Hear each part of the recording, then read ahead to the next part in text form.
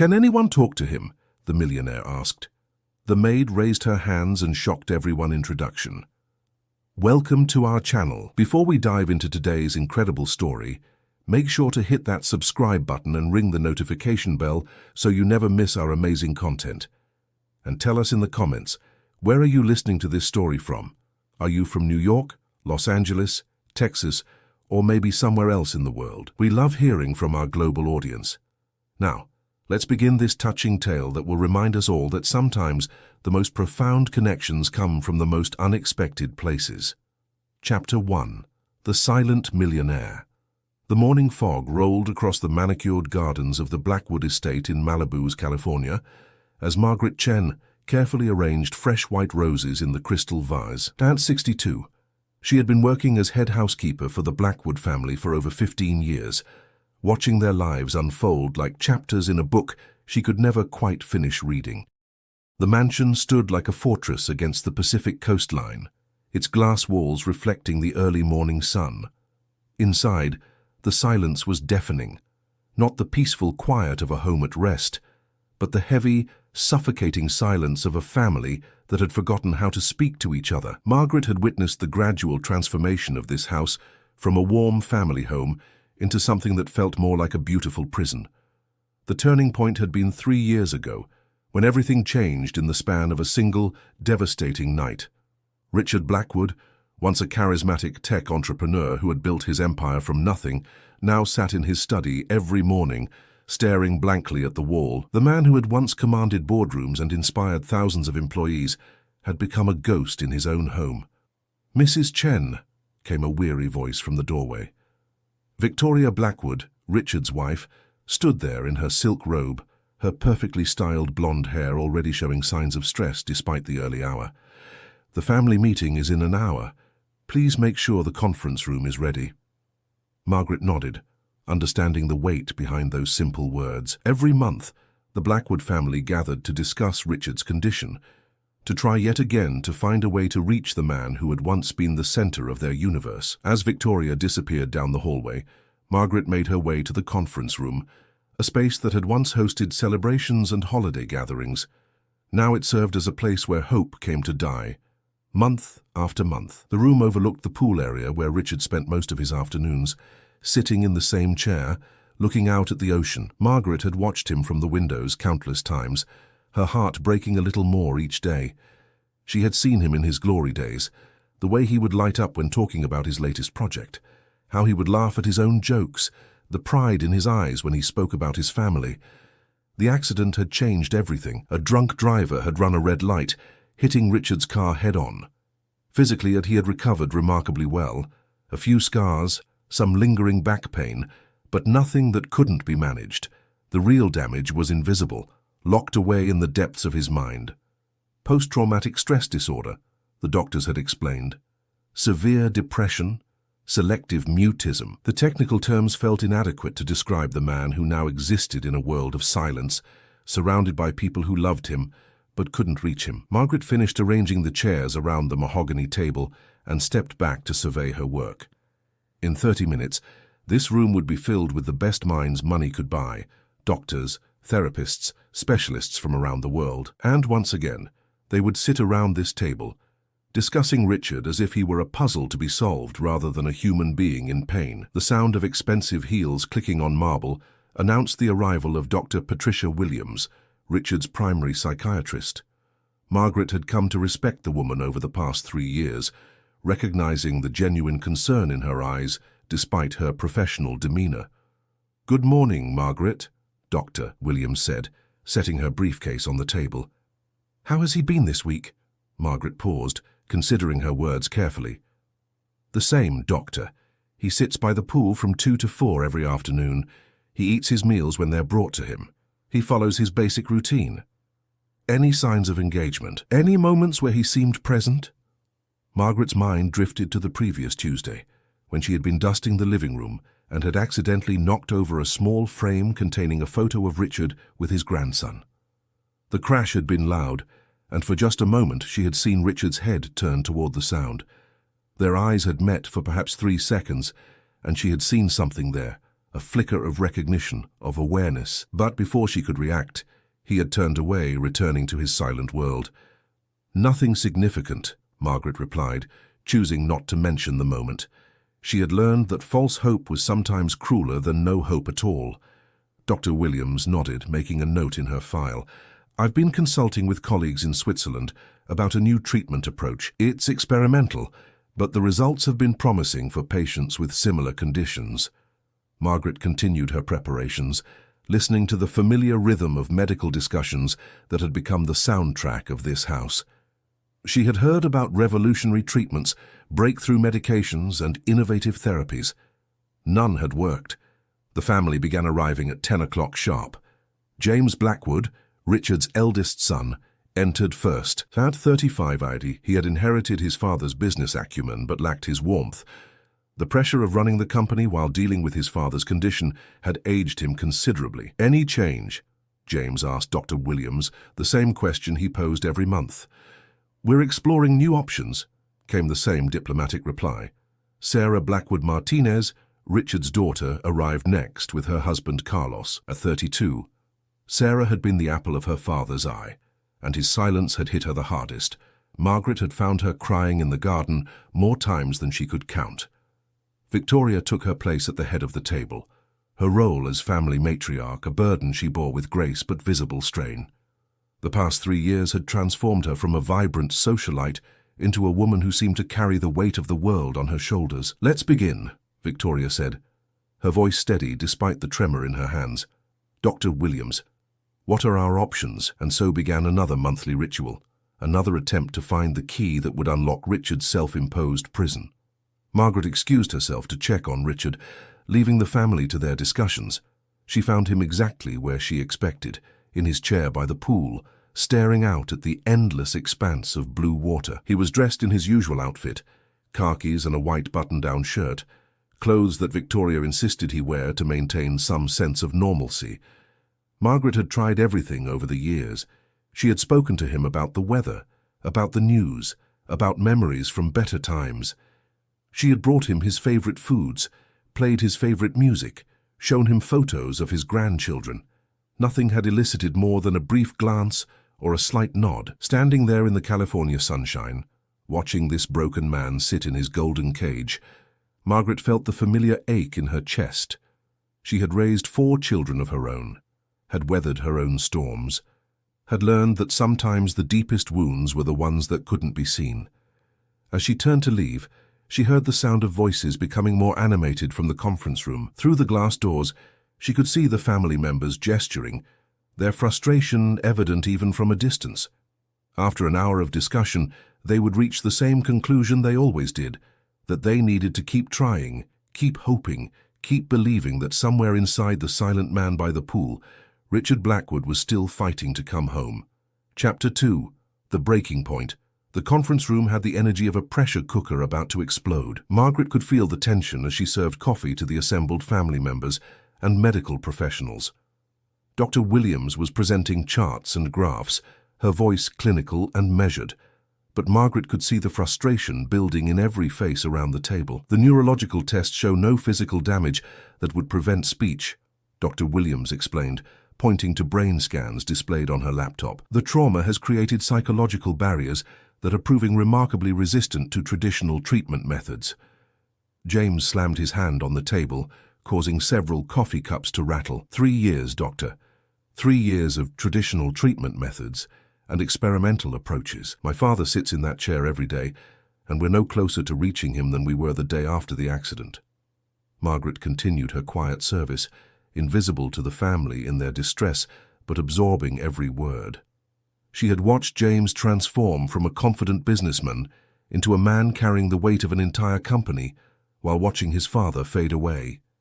"James, please," Victoria said softly, but her own composure was cracking. "We can't give up on him."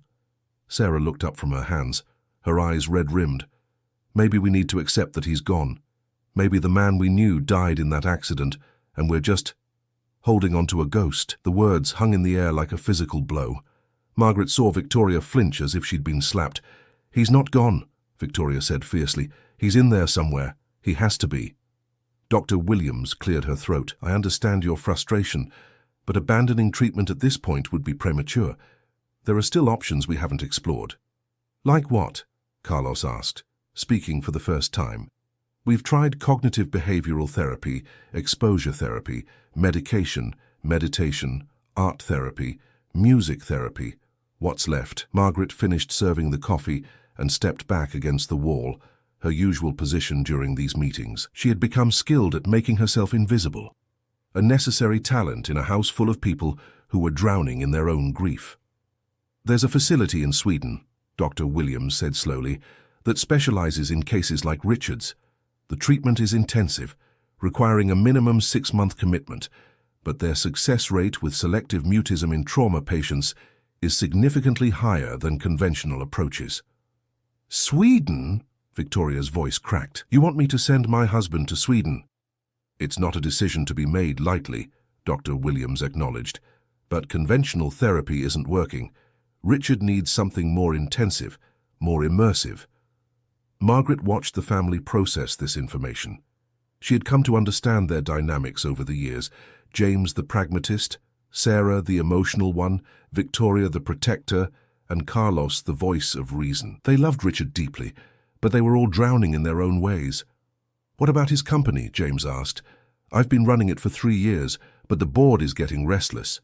They want to know if Dad is ever coming back. The company will survive, Victoria said sharply. Your father built it to last. That's not the point, Mum. The point is that we're all putting our lives on hold, waiting for someone who might never come back to us. The silence that followed was deafening. Margaret had heard variations of this conversation countless times, but this felt different. This felt like the moment when hope finally began to die. I can't send him away, Victoria whispered. I can't. Margaret stepped forward, surprising herself. Mrs. Blackwood, perhaps I could bring Mr. Richard some lunch. He hasn't eaten since breakfast. Victoria nodded absently, and Margaret made her escape from the suffocating atmosphere of the conference room. She needed air, needed space to think, needed to see Richard himself rather than listen to people talk about him as if he were already gone. She found him in his usual spot, but something was different. He was leaning forward slightly, his hands gripping the arms of his chair. His eyes were focused on something in the distance, a sailboat moving across the horizon.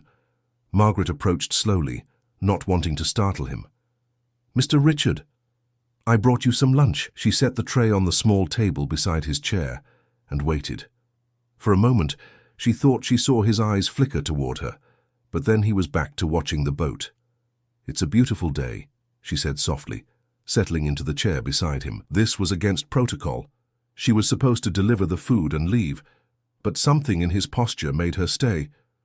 I used to love sailing, she continued, her voice barely above a whisper. Back in Taiwan, before I came to America.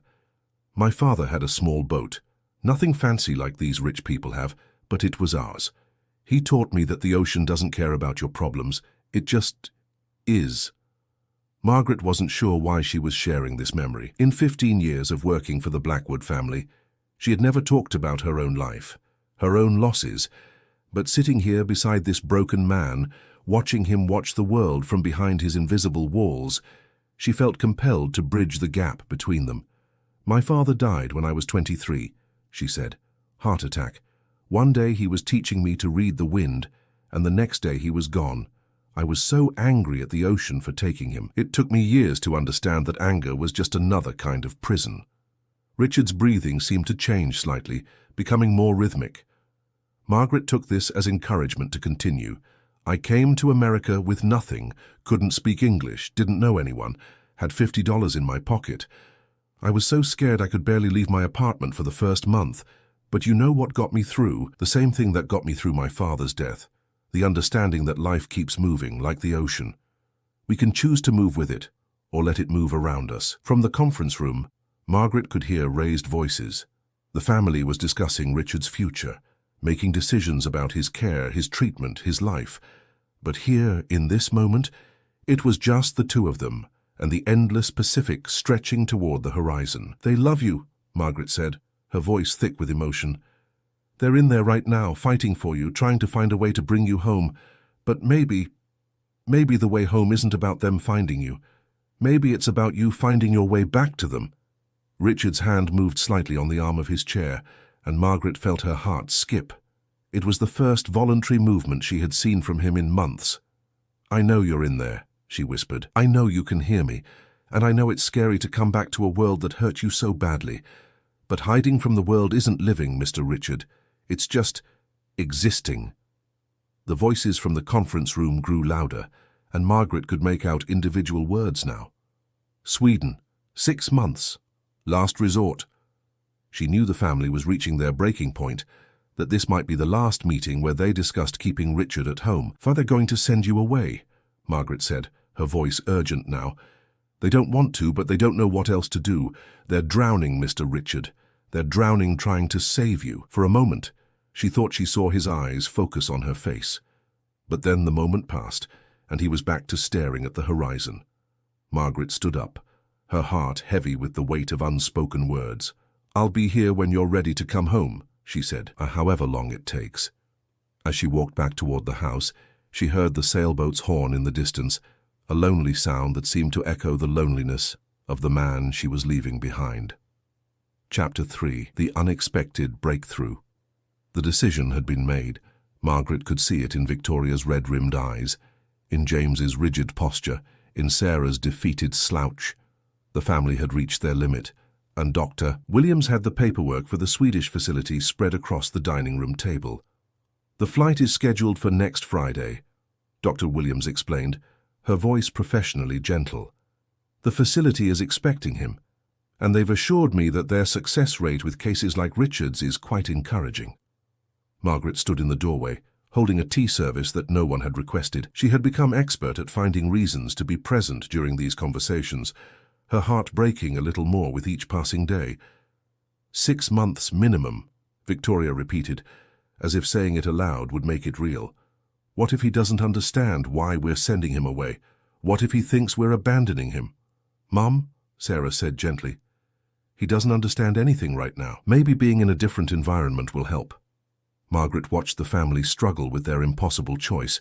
She had seen them exhaust every option, spend fortunes on treatments, sacrifice their own well-being, trying to save a man who seemed determined to remain lost. The guilt was eating them alive. "I'll make the arrangements," James said, his voice hollow. "First, the jet can be ready by Thursday evening." As the family dispersed to handle the logistics of Richard's departure, Margaret found herself alone with Victoria in the sunlit dining room. The older woman sat staring at the papers on the table, her hands trembling slightly. "Mrs. Blackwood," Margaret said softly, "may I bring you some tea?" Victoria looked up, and for the first time in months, she seemed to really see Margaret. 15 years, she said quietly. "You've been with us for 15 years, Margaret. You've watched us become strangers in our own home." Margaret set down the tea service and took a seat across from Victoria, breaking protocol, but sensing that normal rules no longer applied. "You're not strangers, Mrs. Blackwood. You're people who love someone who's lost. There's a difference." "Is there?" Victoria's voice was barely a whisper. "Because I look at my children, and I see how this has changed them. James has become so cold, so focused on business that he's forgotten how to feel. Sarah cries herself to sleep every night, and my Richard is gone, and I don't know how to let him go." Margaret poured tea with steady hands, her mind racing. She had been the silent observer for so long, had watched this family tear itself apart trying to save one man, but perhaps it was time to stop being silent. "Mrs. Blackwood, may I ask you something?" Victoria nodded, wrapping her hands around the warm teacup. "In all these meetings, in all these discussions with doctors and specialists, has anyone ever asked Mr. Richard what he wants?" Victoria looked puzzled. He doesn't speak, Margaret. He hasn't said a word in 3 years, but has anyone asked him?" The question hung in the air. Margaret could see Victoria processing the implications, the simple truth that in all their efforts to help Richard, they had never actually included him in the conversation. "I mean," Margaret continued carefully, "has anyone sat with him and talked to him about the treatment options? Has anyone asked him if he wants to go to Sweden?" Victoria's cup rattled against the saucer. "The doctors say he can't process complex information in his current state. With respect, Mrs. Blackwood, the doctors have been wrong about many things, Maybe they're wrong about this too. Margaret stood up, her decision made. I'm going to ask him. Margaret, wait, but Margaret was already walking toward the pool area, her heart pounding with determination. She had watched this family suffer for 3 years, had seen them make decision after decision about Richard's life without ever consulting the man himself. It was time to try a different approach. She found Richard in his usual position, but today his hands were clenched in his lap, and his breathing seemed agitated. Margaret wondered if he had overheard the family's discussion, if somewhere in his silent world he understood what was being planned. Mr. Richard, she said, pulling up a chair to face him directly, I need to talk to you about something important. His eyes remained fixed on the horizon, but Margaret thought she detected a subtle tension in his shoulders. Your family is planning to send you to a treatment facility in Sweden. It's a place that specializes in helping people who've been through trauma. They think it might help you get better. No response, but Margaret pressed on. The thing is, no one has asked you what you want. Everyone's been making decisions for you, talking about you like you're not here, but I think you are here. I think you're listening to every word. Margaret leaned forward, her voice urgent. So I'm asking you directly. Do you want to go to Sweden? Do you want to leave your family, your home, everything familiar, to go to a place where strangers will try to fix you? For a long moment, there was nothing. Then slowly, Richard's head turned toward her. His eyes met hers, and for the first time in 3 years, Margaret saw something there. Pain, fear, and something else. Recognition. You don't want to go, Margaret said, reading his expression. You want to stay here with your family. Richard's breathing became more rapid, and his hands gripped the arms of his chair. It was the most animated Margaret had seen him since the accident. To us, but staying here means things have to change, Margaret continued. It means you have to try to come back to us. Your family is dying, Mr. Richard. They're dying trying to save you, and if you don't start fighting to come home, they're going to lose hope completely. Tears began to roll down Richard's cheeks, and Margaret felt her own eyes fill with moisture. After 3 years of silence, this was the most human response she had witnessed. I know you're scared, she whispered. I know the world hurt you badly, and hiding feels safer than living. But your family needs you. Victoria needs you. Your children need you. And if you let them send you away, you might lose them forever. Richard's mouth opened slightly, and Margaret held her breath. For a moment she thought he might speak, might break the silence that had held him captive for so long. But then his eyes closed, and he leaned back in his chair, exhausted from the effort. I'm going to tell them, Margaret said firmly. I'm going to tell them that you don't want to go to Sweden, that you want to stay here and try to get better at home. But you have to help me. You have to show them that you're still fighting. She stood up, her resolve strengthened by the glimpse of the man she had just seen behind the walls of silence. I'll be back in an hour. If you're ready to start coming home, I'll be right here to help you. As Margaret walked back toward the house, she could hear the family's voices from the living room, still discussing logistics for Richard's departure. She paused at the doorway, gathering her courage for what she was about to do. Victoria was on the phone with the airline, James was reviewing medical transport protocols, and Sarah was crying quietly in the corner. They were so focused on their preparations that they didn't notice Margaret enter the room. Excuse me, Margaret said, her voice stronger than she felt. I need to tell you something about Mr. Richard. The room fell silent. Victoria ended her phone call. James looked up from his paperwork, and Sarah wiped her eyes. What is it, Margaret? Victoria asked. Margaret took a deep breath. I just spoke with him. Really spoke with him. And he doesn't want to go to Sweden. He wants to stay here with his family. The silence that followed was deafening. Margaret could see the family processing her words, trying to understand what she was saying. Margaret, Dr. Williams said gently, Richard can't communicate his preferences. His condition doesn't make him deaf, Margaret interrupted, surprising herself with her boldness. He's been listening to every word you've said for 3 years. He knows what you're planning, and he's terrified of being sent away. James stood up slowly. Are you saying he responded to you? I'm saying he's still in there, still fighting, but he's scared. And maybe instead of sending him away, we should try asking him what he needs to come home. Margaret looked around the room at the faces of the people she had served for 15 years. I'm just the housekeeper. I don't have degrees or medical training. But I know people, and I know your husband and father is still in there, waiting for someone to believe in him enough to help him find his way back. The room erupted in chaos. Questions, arguments, hope, and skepticism, all colliding in a cacophony of voices. But Margaret had said what needed to be said. Now it was up to the family to decide whether they were willing to take one more chance on the man they loved. Chapter 4. The Moment of Truth. The Blackwood family gathered in the living room that evening, their faces a mixture of hope and skepticism. Margaret had never seen them look so uncertain, so vulnerable. Dr. Williams had been called back to the house, and she sat with her professional composure intact, though Margaret could see the curiosity in her eyes. "Margaret," Victoria said carefully, "tell us exactly what happened with Richard today."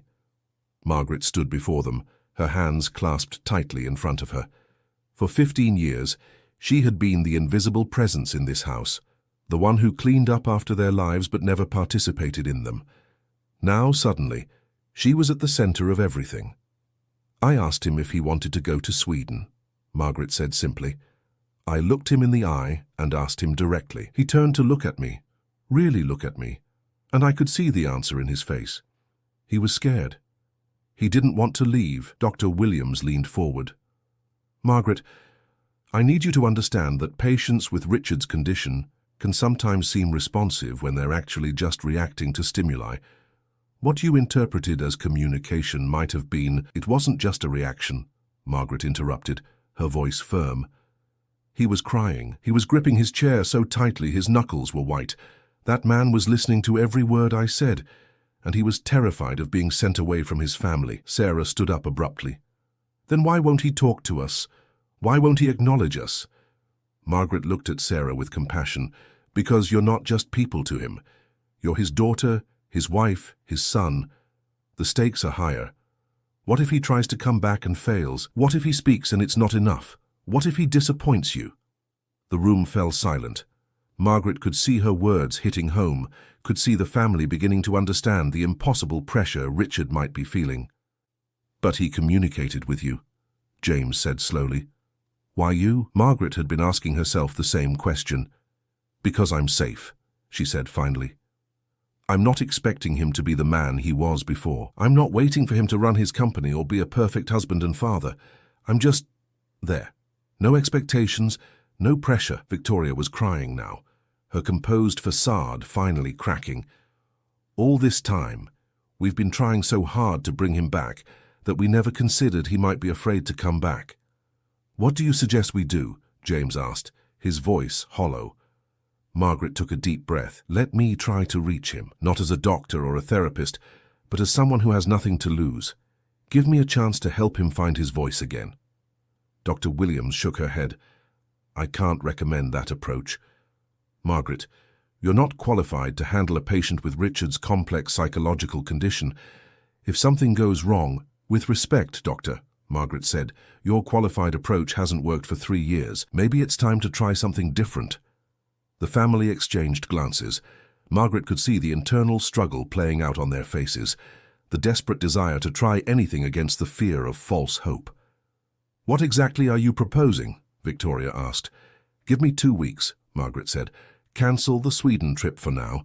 Let me spend time with him every day, not as his housekeeper, but as someone who wants to help him find his way back to you. If there's no progress after 2 weeks, then we'll know I was wrong." "And if you're right," Sarah asked, her voice barely a whisper, "then maybe we can help him come home." The debate that followed was intense. James worried about the company, about the legal implications of delaying treatment.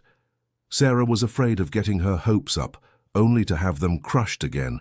Victoria was torn between protecting her husband and giving him one more chance. Dr. Williams remained skeptical, but agreed to monitor the situation closely.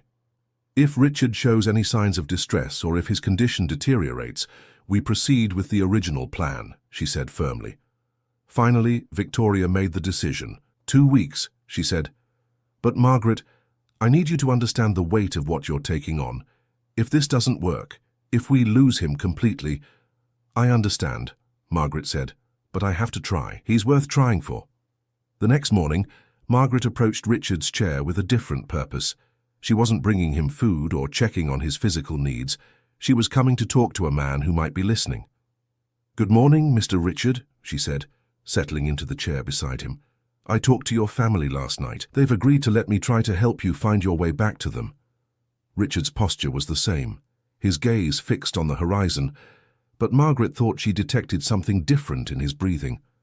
"I know you're scared," she continued. "I know the world feels dangerous now, and staying silent feels safer than risking disappointment. But I want you to know something about fear." Margaret paused, gathering her thoughts. "When I first came to America, I was so afraid of making mistakes that I barely spoke English for 2 years. I was terrified that people would judge me, that I would say the wrong thing, that I would reveal how lost I was, so I stayed quiet, and I stayed invisible." She glanced at Richard, looking for any sign of engagement.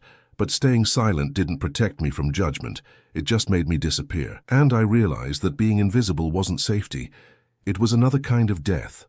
For the first time, Richard's hands relaxed slightly on the arms of his chair. "Your family doesn't need you to be perfect," Margaret said. "They don't need you to be the man you were before the accident. They just need you to be present. They need to know that you're still fighting, still trying to find your way back to them." Margaret reached into her pocket and pulled out a small notebook and pen. "I'm going to try something different today. I'm going to ask you questions, and if you can't speak the answers, maybe you can write them or nod, or just look at me so I know you're listening." She placed the notebook and pen on the table between them. "The first question is simple. Do you know where you are?" For a long moment, nothing happened. Then, slowly, Richard's eyes moved from the horizon to Margaret's face. He held her gaze for several seconds before looking down at the notebook. Margaret's heart raced. It was the first direct eye contact she had achieved since beginning her attempts to reach him. "That's good," she said softly. "That's very good. Now the second question. Do you remember who I am?" Again, Richard's eyes met hers. This time, he held the contact longer, and Margaret was sure she saw recognition there. "I'm Margaret," she said. "I've been taking care of your home for 15 years. I've watched your children grow up, celebrated holidays with your family, and I've been here every day since your accident." Richard's breathing became more pronounced, and his eyes remained fixed on her face. "Santo," Margaret said, picking up the pen and placing it gently in Richard's hand. "I want you to try to write your name, just your first name. Can you do that for me?" Richard's hand trembled as he held the pen. Margaret watched, barely breathing, as he slowly lowered it toward the paper. For a moment, she thought he might actually write something. Then his hand began to shake violently, and he dropped the pen. "It's okay," Margaret said quickly. "It's okay. That was a big step. Just holding the pen, we don't have to rush." Richard's eyes filled with tears, and Margaret could see the frustration and fear warring in his expression. "Listen to me," she said firmly. "You don't have to be perfect. You don't have to get it right the first time. You just have to keep trying, one small step at a time." For the rest of the hour, Margaret simply sat with Richard, talking about small things, the weather, the garden, the sounds of the ocean. She didn't push for responses, didn't demand progress. She just offered her presence, her patience, and her unwavering belief that somewhere inside his silence, Richard Blackwood was still fighting to come home.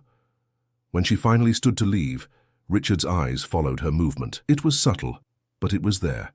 A connection, a recognition, a tiny crack in the wall that had surrounded him for 3 years. "I'll be back tomorrow," Margaret said, "and the day after that, however long it takes."